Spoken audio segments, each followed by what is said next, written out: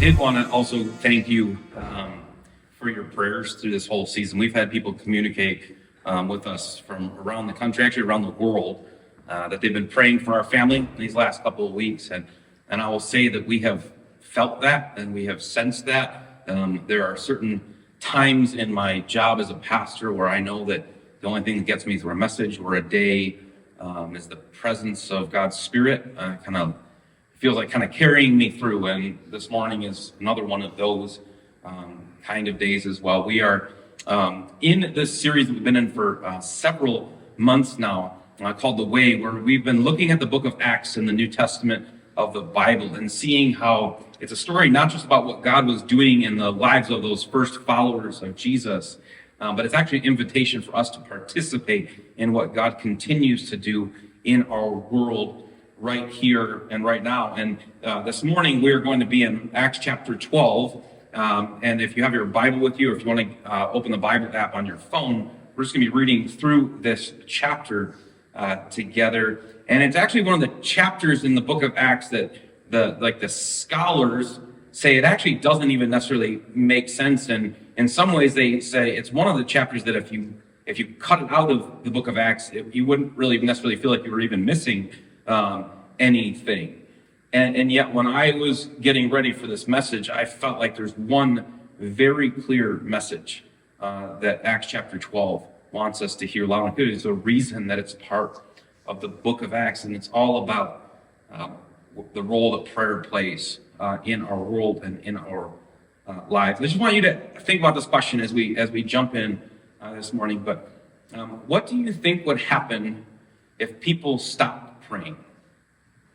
And I don't mean just like a few individuals stopped praying, like just got a little bit tired or lazy or just forgetful or something like that. What if there was like, maybe like the on-off switch or something, the button that you could press, and you press the stop button on prayer where no one in the world prayed anymore? What do you think would happen? It's just kind of a hypothetical. Actually, I don't know what actual answer to that is. But do you think like our world would just go like sort of haywire and everything would go crazy? Do you feel like if people stopped praying that God would be done with us and God would stop intervening in our world? Do you think if we stopped praying, do you feel like it probably wouldn't make any difference? Like I bet life would just go on and whatever, the world would keep going. Do you think that God would do something again? Or like, if we just stopped praying, what do you think would happen? I was I think I was like 7 years old. And I went to my pediatrician's office and they did the normal eye exam. They make you look through the little machine, and I don't remember if it's letters or shapes or whatever, but kind of tell them what you see and stuff like that. And I remember looking through the machine and I looked at the nurse that was giving me this eye exam. And I said, "Hey, there's like a smudge on the lens of your machine, like it's blurry and I can't see it." And yeah, 7-year-old kid, what does he know? And so I do the exam and they say, "You need to go get your eyes checked by an optometrist." I was like, "No, I don't. It was the machine." And I could see that and so I go to the optometrist, and it's not the biggest deal in the world. A lot of you have done this before, but you have to get your eyes dilated, and it kind of ruins the rest of your day because the light is bright and you wear the funny little sunglasses and stuff like that. And I get headaches easily, so I got a bad headache that day, and just kind of ruined my day, right? And the optometrist called my parents, say, "Your son has 20/15 vision," which means what most people can see at 15 feet, I can see at 20 feet, meaning I have better than normal vision, meaning that I've got vision like better than 95% of humans that walk the face of the planet. And I said, "I know. Thanks for telling me. It was the machine." And I, to this day, am still a little disgruntled and a little frustrated by that whole experience. I still have really good vision, and to the extent that I don't know if you told me I needed to go to my check if I believe you. And you probably come stab me in both eyeballs right now. I probably still in my head think that you're the one that needs your vision checked or something like that, because I've developed a little bit of a complex when it comes to my eyes through all of this stuff. And so when my youngest daughter came home from school with a report that she needed her vision checked, I'm kind of like, yeah, right. She's got my genes. Perfect vision, eagle vision, superhero vision, whatever you want to call it. How could that possibly be true? So I'll be honest, I just wanted to sort of ignore it Then we sent her to an optometrist, and the optometrist was like, actually, we think there's something going on that you need to go to like a specialist for. I'm like, come on. This is all sort of nonsense. This is what I'm thinking in my own head. Any of my offspring must have incredible, better than normal vision. And it turns out that my youngest actually does have a condition that she needed. Not only did she needed glasses, she actually needed some corrective steps in order to help improve her vision through all of that. And I really, struggled to understand what was this from. In my own mind, I'm like, she's got my genes. Like, how could this be? And the doctor said it has nothing to do with you or genetics, just the way her eyes formed or whatever. But then the other is, what exactly does this mean for her life? And so it came to sort of accept it. And for the last year, we've been going through this process. And I don't know why I hadn't thought to do this earlier, but the last time we went to the eye doctor, I actually put her glasses on. Like, how bad is it really? And I put her glasses on. I couldn't see anything. And I realized she's got a really strong prescription for her eyeglasses, and I realized she really does need these. And we're grateful that she's made the steps now with glasses. She sees 20/20 and stuff like that. But I think when it comes down to this, sometimes we realize that we can't see the world without some help. We can't see things as they really are, maybe with a lens to kind of correct our own vision and our own understanding of things. And sometimes to actually see what's going on in the world, it's like we have to find a new lens to see it through. And we're in Acts chapter 12, and we're just going to read these first couple of verses of Acts chapter 12. It says this: "It was about this time that King Herod arrested some who belonged to the church, intending to persecute them. He had James, the brother of John, put to death with the sword. When he saw that this met with approval among the Jews, he proceeded to seize Peter also. This happened during the festival of unleavened bread. After arresting him, he put him in prison, handing him over to be guarded by 4 squads of 4 soldiers each. Herod intended to bring him out for public trial after the Passover." And I just want to pause there before we continue in Acts chapter 12, because I think the reality is we're in the middle section of the book of Acts. We've seen what God has been doing in this small community of first followers of Jesus. But what's happening is the good news about Jesus isn't being contained in one small community. It's starting to spread out into the world, and even to among what we looked at last week, the Gentile people, the misfits, the outsiders, the people that didn't belong to the chosen ones of God.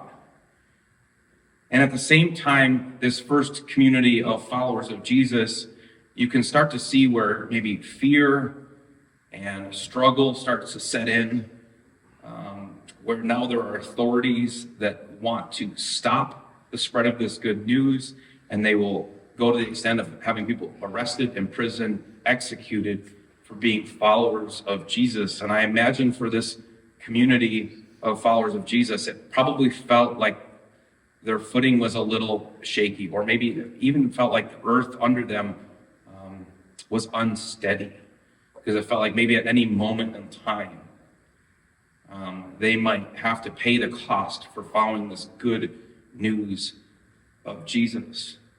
And I say that because I actually think there's a way that we can relate to that in our own world. We have freedoms in our country that we don't have to suffer the same result, but I also know what our world feels like right now to so many people. And I wish the reality that we're going through were different. But just this week, I've gotten multiple reports of somebody being diagnosed with cancer. I've gotten multiple people saying, so-and-so's in the hospital, it's not looking good, would you be praying for them? I've got multiple reports this week of somebody losing a close family member. I've got multiple reports this week of a family splitting up through divorce, and this is just sort of unending in our world. It's not like this is just this week. It goes to weeks and months and years prior to this. And then I think you add on top of that the fact that this is an election year, and it's only just getting going, and it feels like this could just become such a disaster this year. And then you look at some of the economic or the financial forecasts for the months and years ahead, and so many people are concerned about their jobs and their wages and the cost of our lives these days. And I say that because I think for so many of us, it feels like we're existing on shaky ground. You almost long for what can I actually hold on to? What can I grasp onto? It seems like there's so much hardship that so many people are experiencing right now. And what do we do? What do we cling to in a season like that? And where do we go? And this is what it says about these first followers of Jesus. That in times like this, I think there's different responses that might be natural, might be understandable when we're really going through it. I think one is to sort of numb ourselves to it, right? Drugs, alcohol, whatever it is, like if I could just turn off the feelings and numb myself, maybe it will go away. And I think we've seen an increase in that in our society, maybe in your own life or in your family. Want us to distract ourselves? Let's keep busy. Let's have fun. Let's just, maybe if we just stay on the move all the time, it'll just sort of go away or work itself out. We could just ignore it. I think one of the reactions to a season like this is to try to escape, to come up with a plan to be like, I'm just going to leave the world behind, just kind of live on my own. I have an uncle that lives outside of Las Vegas, and he texts me pretty regularly. He's got a survival school. He says you have your go bag ready. He's learning ham radio operations and stuff like this. And I'm like, what? He's 75 years old. I'm like, so you escaped from the Russian invasion, but like, how long you got? If you're 25, I get it. Maybe you want to figure out how to make a life for yourself off the grid or something like that. But that's some people's reaction to this world is like, I'm just going to make sure that I'm prepared for whatever's coming and I can make it on my own. And I think about our church, and I'm not saying just Venture Church, but I think about the church in America in general. And there are parts of our country where there's like a church on every corner at an intersection. And churches have TV stations and followings on the internet, and we have political influence in a sense, if you will. And some people would argue about all of that. And we have our Christian celebrities and stuff like that. And at the same time, it feels like even though the church in America is prevalent, it feels like it's powerless to do anything about our current reality. And kind of sort of, why is that? Like, it feels like even though there's a lot of Christians in our world, in our country, and even though there's a lot of influence, it's like, are we just on a ship headed for an iceberg with nobody able to turn the wheel to do anything about it? And I think it might be because we've lost what fueled this early church. It says this in verse 5. So Peter was kept in prison, but the church was earnestly praying to God for him.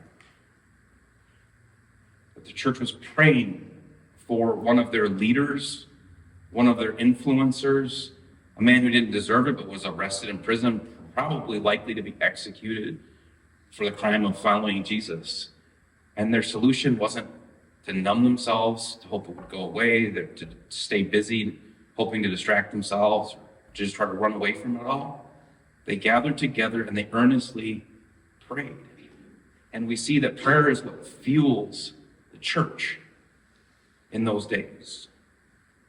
And I would say, I would argue that perhaps, maybe in our world, we've lost sight of that a little bit. Sometimes churches have put more emphasis on programs or celebrities, budgets, whatever it is.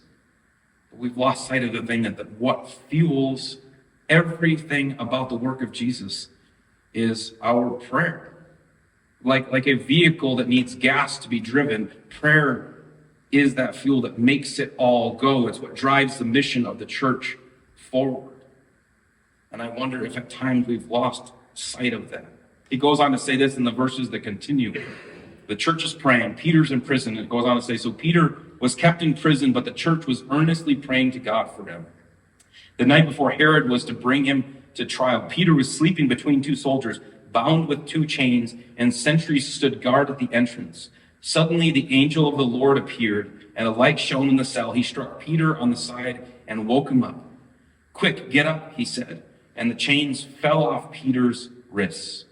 Then the angel said to him, "Put on your clothes and sandals," and Peter did so. "Wrap your cloak around you and follow me."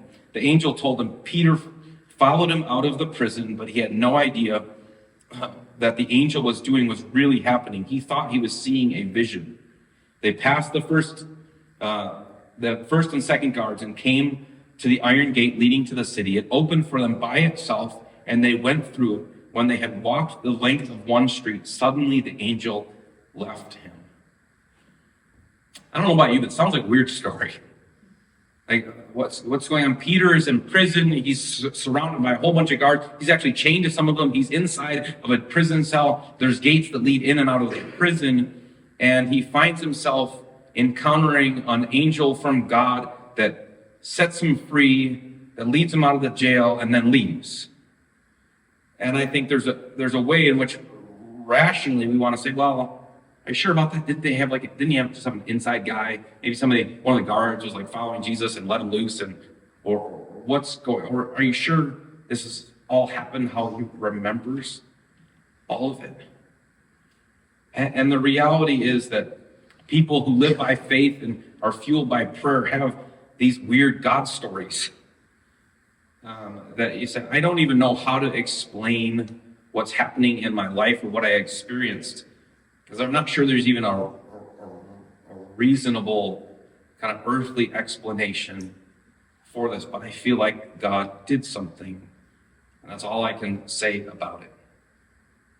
And I think we have these weird God stories, and sometimes we're either afraid to say something about them because they just sound weird, kind of like Peter's story, or we're afraid that other people might judge us because of these stories, or we're afraid to say them because it's just weird, and we're weird, and Christians can be weird sometimes, and that's just the reality of all of that stuff.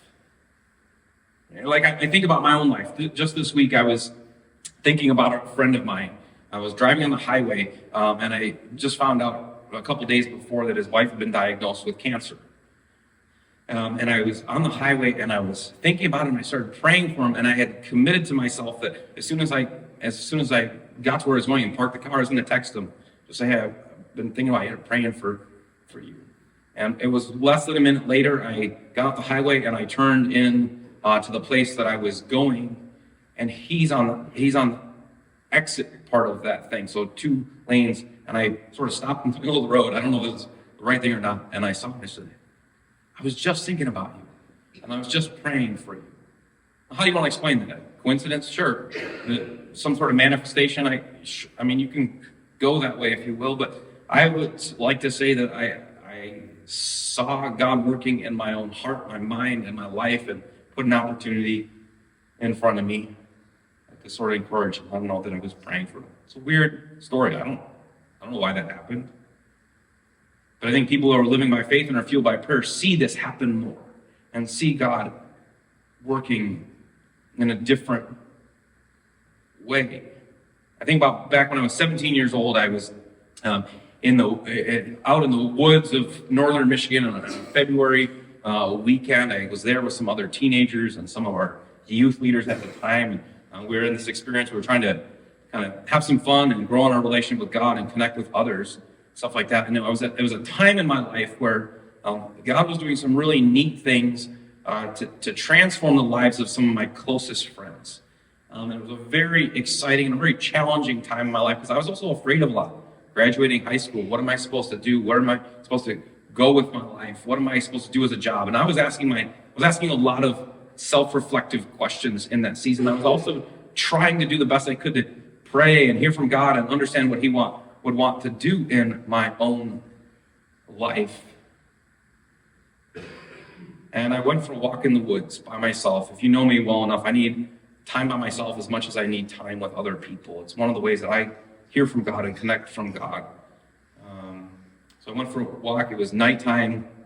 I had this little pocket flashlight with me, and I was walking. I could hear other people, but I couldn't see anyone, just in the woods. And I have no idea why I was doing this, but I was holding the flashlight in such a way that my fingers were like this over the flashlight opening. So the light was reflecting in a strange way off the snow. I don't know why I was doing this. I was anxious, excited, worried. I'm hopeful about so much in my life. And I'm walking in the woods and I look down on the snow, and for what I perceived, the light shone on the snow in the image of or the shape of an angel to me. I can't prove this. I didn't take a picture of it. I know it's just one of those weird God things that sound crazy to you. That's fine. I can live with that. But in that moment, what that said to me is that I wasn't alone, and that God favored me and loved me and had plans for my life. And I broke down in the middle of the woods all by myself, because in a moment where I needed to hear God's voice, he showed me something that was encouragement to me. I say that because you don't need to try to be weird just to prove that you're a Christian or following Jesus. That's not what this is about. Some people go a little overboard trying to be weird, but it is okay if people who have put their faith and trust in the belief that God is not far off, but sent his son to die on a cross, to be raised from the grave so that we have hope beyond this life. If the way that you encounter that in your life through prayer leads to some weird God stories in your life, that's okay. And you don't have to try to justify them or explain them to other people. You just kind of say, it's what God said to me in a moment in my own life. Weird God stories are normal stories for people that are fueled by prayer. People that are living their lives saying, hey God, what are you doing in the world in my life? I want to see you at work. Here's what it goes on to say. So Peter has this weird God story. I was in prison. I was chained to some people. There's guarded. And here's his response to this weird God story. Then Peter came to himself and said, now I know without a doubt that the Lord had sent his angel and rescued me from Herod's clutches and from everything the Jewish people were hoping would happen. When this had dawned on him, he went to the house of Mary, the mother of John, also called Mark, where many people had gathered and were praying. Peter knocked at the outer entrance, and a servant named Rhoda came to answer the door. When she recognized Peter's voice, she was so overjoyed, she ran back without opening it and exclaimed, Peter's at the door. What a friend. This guy who got from jail, he's out, but I left him because I was like, another weird part of the story. Who does that? Oh, my friend is here. I'm just going to leave him outside where they might be searching for him or whatever. Her friends responded, you're out of your mind, they told her. When she kept insisting that it was so, they said it must be his angel. But Peter kept on knocking, and when they opened the door and saw him, they were astonished. Peter motioned with his hand for them to be quiet and described how the Lord had brought him out of prison. Tell James and the other brothers and sisters about this, he said, and then he left for another place. See, I think when we see this, Peter is the one that had walked on water because Jesus called him out of the boat. And Peter's also the one that had denied Jesus. And Peter's also the one that Jesus restored. And Peter's also the one that is seeing people healed and restored and walk who had been lame and be brought to new life. Peter's the one that's seeing this, and he sort of sees this as just another one of these God stories in the world. And he doesn't actually make a big deal of this story. He doesn't stand in front of these first followers and be like, see how amazing I am? Like, God loves me. He sends me angels. All he does is say, this is another story of what God is doing in our midst. And we see that it's through that lens that he's seeing God work, that prayer is the lens through which we see God work in our lives, in our world. The believers have gathered and they're praying, and Peter's in the prison praying. And when God does something that it's hard to explain, all he says is, God's at work. God's at work. And then it goes on in the next few verses. It's this story about how Herod finds out, and because Peter had escaped, his order is for all of the guards to be executed. If you want to know the kind of person that Herod is, when things don't go his way, anybody he can blame, his response is to kill them. And it goes on that he had some trouble with some other cities, and he went to new place to deal with this trouble. And here's the response that we see in verse 21. On the appointed day, Herod wearing his royal robes, sat on his throne and delivered a public address to the people. They shouted, "This is the voice of a God, not of a man." In other words, they're sort of flattering him. They know how powerful he is and trying to say, "Thanks, man." Immediately, because Herod did not give praise to God, an angel of the Lord struck him down and he was eaten by worms and died. I don't know if you like the outcome of that story, if you're like, yeah, Quentin Tarantino movie right there or something like that. Or if you're like, this is all weird. It is weird. The interesting thing is Josephus, a historian in the time that's apart from the Bible, he actually wrote about this instance. And this is how Herod died. That he got sick, and maybe it was a couple days, but he died, and the historians argue that it was probably something that led to infection, that probably led to something like a tapeworm, a ringworm, something probably consuming him. So it's just a weird story. But what we see in that is that Herod, even with his evil intentions, his desire was to arrest, imprison, persecute, maybe murder as many of the followers of Jesus as he could. But we see that the work of God cannot be stopped by evil, even the evilest of people. That it would have been easy for these first followers of Jesus to say, we're scared. We know what his intention is. He's already killed one of us. He's imprisoned another one. And yet this is what it says in verse 24. But the word of God continued to spread and to flourish. So even though Herod had set out to destroy these people, even though there's a lot of ways that they could have been afraid, they could have felt like the ground underneath them was unsteady, that they should go hide, they should try to escape, try to numb the reality that they're facing. Prayer was the lens through which they perceived God at work in their midst. And I think the question for ourselves is, can we perceive that as well? My daughter needed glasses to be able to see. Sometimes for us to be able to see what's actually happening in our world, we need to be in prayer. And so go back to that question I asked you. What happens if people stopped praying? I don't know. I don't know whether I believe in the sovereignty of God. I believe God can do what God wants to do, and nothing can stop that. It's inevitable. But if we stop praying, would God distance himself from us? Would he lift his hand? Would everything that God had planned happen? And I don't know the answer to that, but I do know this. If we stopped praying, we would not perceive anymore what God is doing in our midst. We would miss both the things he's protecting from us from and the ways that he's blessing. If we stopped praying, we would miss all of that in our own lives, that we wouldn't be able to see what God is doing beyond our understanding. Go back to the Old Testament in 2 Chronicles chapter 7, it says this.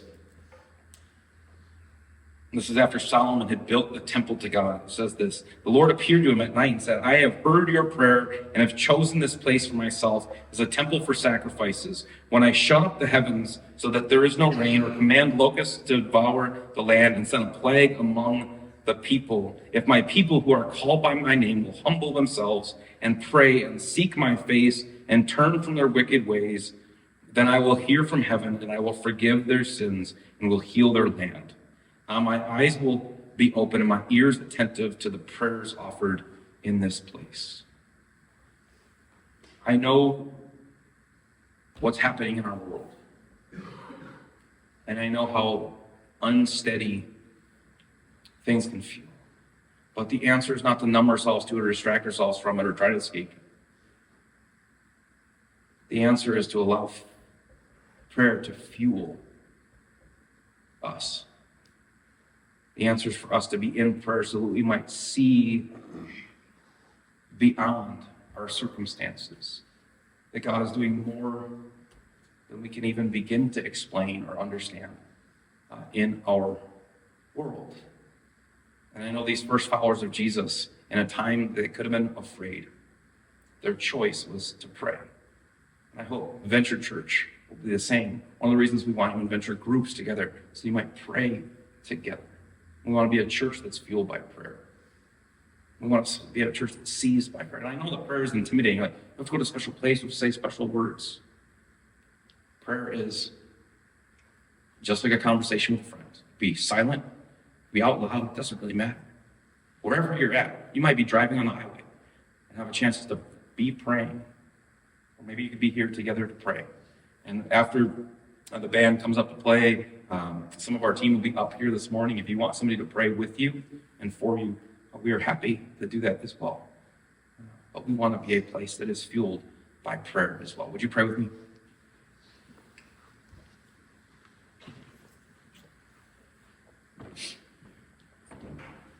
God, we are grateful that you've not left us alone, that you continue to work in our world and in our lives, even beyond things we understand. And even in the times when we experience something that seems weird or unexplainable, we want to trust you. We don't need to be weird, but we can also be people that through faith and through prayer see that you do the unexplainable. God, would you help us see what you're up to in our midst through prayer? And God, we're grateful that you have not left us alone, but you have invited us into this relationship, this conversation with yourself through your son, Jesus. And it's because of him and through him that we have hope beyond this life. And that we have hope that you will make all things right someday, God. We love you. Amen.